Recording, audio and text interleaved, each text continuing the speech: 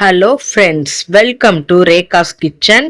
இன்னைக்கு நம்ம ரொம்ப டேஸ்டா சூப்பரா காலிஃப்ளவர் பக்கோடா செய்யலாமா? அதுக்கு ஃபர்ஸ்ட் நான் பெரிய காலிஃப்ளவரா எடுத்திருக்கேன். அதை இந்த மாதிரி கட் பண்ணி வச்சிருக்கேன் பாருங்க.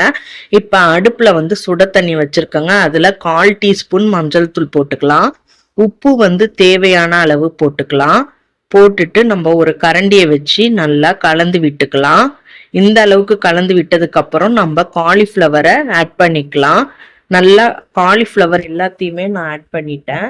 ஆட் பண்ணிட்டு ஒரு கரண்டியை வச்சு நல்லா முங்குற அளவுக்கு நம்ம காலிஃப்ளவரை கிண்டி விட்டுட்டு 10 நிமிஷம் அப்படியே வச்சிடலாங்க. இப்போ ஒரு மிக்சிங் பவுல்ல 1 டீஸ்பூன் காரத்தூள், 1 டீஸ்பூன் இஞ்சி பூண்டு பேஸ்ட், 1/2 டீஸ்பூன் சீரகத்தூள், 1 கப்பு மைதா, 1/2 கப்பு கார்ன்ஃப்ளவர் மாவு,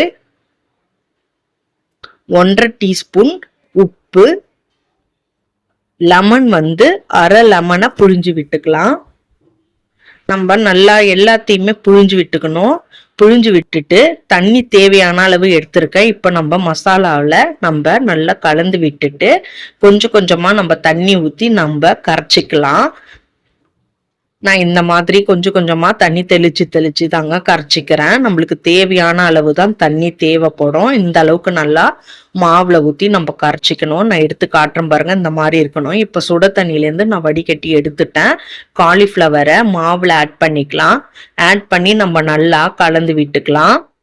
நல்லா காலிஃப்ளவர் நல்லா அந்த மாவுல கோட்டிங் நல்லா கொடுக்கணும். நல்லா நம்ம பெசரி வைக்கணும்.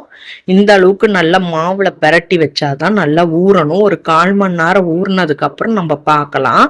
இப்ப வானல்ல அடுப்புல எண்ணெய் வச்சிருக்கேன்.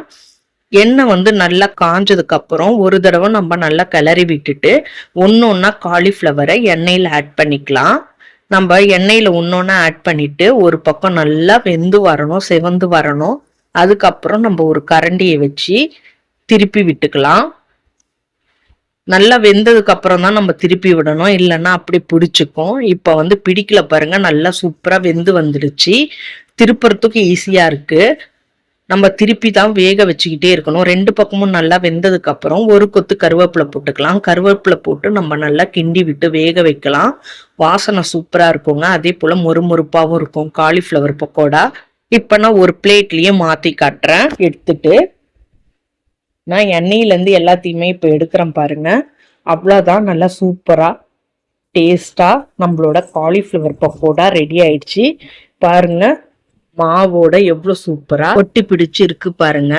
அதே போல மசாலாவும் உதிராம இருக்கு. இந்த அளவுக்கு நம்ம நல்ல டேஸ்டா சூப்பரா செஞ்சிருக்கோம். இந்த வீடியோ உங்களுக்கு பிடிச்சிருந்தா லைக் பண்ணுங்க, ஷேர் பண்ணுங்க, கமெண்ட் பண்ணுங்க. மறக்காம நம்ம சேனலை சப்ஸ்கிரைப் பண்ணுங்க. தேங்க்யூ ஃபார் வாட்சிங்.